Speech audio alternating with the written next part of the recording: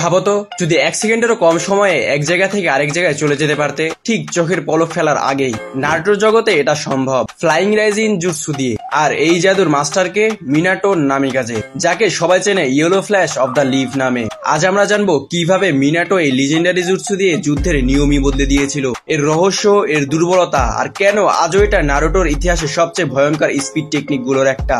Flying thunder god technique অথবা হিরাইশিন no jutsu. প্রথম এই জুৎসু তৈরি করেন সেকেন্ড হোকাগে টোবিরামা সেনজু। এটা এক ধরনের স্পেস টাইম নিনজুৎসু, যেখানে ব্যবহারকারী আগে সিল দিয়ে রাখে আর পরে মুহূর্তের মধ্যে সেই জায়গায় টেলিপোর্ট করতে পারে। মনে রেখো, টেলিপোর্ট করে, একদম অনেক স্পিডে দৌড়ায় না বা জাম্প করে না। যুদ্ধের সময় গতি আর সারপ্রাইজ অ্যাটাক দিয়ে শত্রুকে হারানোর জন্য টোবিরামা এই টেকনিক তৈরি করেন, যার মেইন টার্গেট ছিল উচিহা, যার প্রথম ভিকটিম ছিল ইজুনা উচিহা। টোবিরামা এই টেকনিক ব্যবহার করলেও এটি ছিল লিমিটেড, যুদ্ধের মাঝে বারবার ব্যবহার করা তার জন্য কঠিন ছিল। কিন্তু যখন এই টেকনিক মিনাটো নামিকাজের হাতে আসে, সে এটিকে এমন ভাবে ট্রান্সফর্ম করে যা এটিকে ইমোর্টাল করে তোলে, যেটা পুরো নিনজা ইতিহাসকে বদলে দেয়। মিনাটো কেবল সিল ব্যবহার করতো না, সে নিজে তৈরি 3 ব্লেডেড কুনায়ে ওই সিল বসিয়ে রাখতো। তার প্ল্যান ছিল যুদ্ধ শুরুর আগে ব্যাটেল ফিল্ডে ওই কুনাইগুলো ছড়িয়ে দেওয়া। যখন যুদ্ধ শুরু হতো তখন সে মুহূর্তে এক কুনায় থেকে আরেকটায় ব্লিঙ্ক হয়ে উপস্থিত হয়ে যেত। এই রকম গতির কারণে কেউ তার সাথে পারতো না, এই জন্য সে হয়ে ওঠে yellow flash. Third great ninja ওয়ারে মিনাটো একাই 1000 আইওয়া শিনোবির সাথে ফাইট করে, যদিও সবার সাথে মোকাবেলা হয়নি, কারণ তারা বুঝে ফেলে যতক্ষণ মিনাটো ফিল্ডে আছে তাদের জেতার সম্ভাবনা শূন্য। মিনাটোর আতঙ্ক এতটাই ছিল যে শত্রুরা আগেই নির্দেশ পেয়েছিল, যদি তোমরা মিনাটোকে দেখো তাহলে পালাও। একজন নিনজার জন্য এর চেয়ে বড় সম্মান আর কি হতে পারে। এমনকি রাইকাগে, যে তার লাইটিং স্পিডের জন্য বিখ্যাত ছিল, আর 8 টেল পারফেক্ট জিনচুরিকি কিলার বিকেও মিনাটোর স্ট্র্যাটেজিক মাইন্ড আর স্পিডের কাছে হার মানতে হয়।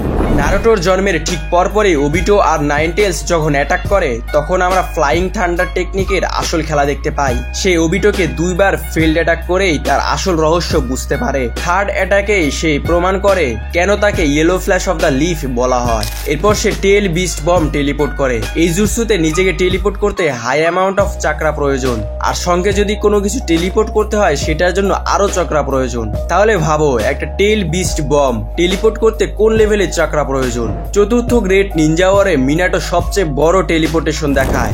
মিনাটোর এই সিল যে কোনো জায়গায় বসানো সম্ভব, কারণ এই সিল বসাতে কালি বা কলমের দরকার পড়ে না। জুৎসু দিয়ে সহজেই এই সিল বসানো যায়। যেখানে তার সিল আছে সেখানে সে আরামে যেতে পারবে, কিন্তু সিল আগে গিয়ে বসাতে হবে। আর এই সিল যদি পৃথিবীর অন্য প্রান্তে আর মিনাটো আরেক প্রান্তে থাকে, সে খুব সহজে টেলিপোর্ট করতে পারবে, যদি তার চক্রা বেঁচে থাকে তো। কারণ কোন সিল কোন জায়গায় আছে আর কি অবস্থায় আছে সেটা প্রথমে চক্রা দিয়ে ডিটেক্ট করতে হয়। আর আমরা তো আন্দাজ করতে পারছি মিনাটোর চক্রা লেভেল কত বেশি। শুধু চক্রা আর জুৎসুতে সে এতটা পাওয়ারফুল করেনি, সে নিজেকে ট্রেনিং দিয়ে এতটা ক্যাপেবল করেছে যে এই জুৎসু হ্যান্ডেল করা তার কাছে এখন বাচ্চাদের খেলা। যার ফলে এই জুৎসু ছাড়াও তার মুভমেন্ট স্পিড অনেক বেশি, যা আমরা গাই আর মাদারার ফাইটের মাঝখানের এই ফ্ল্যাশ থেকেই প্রমাণ পাই।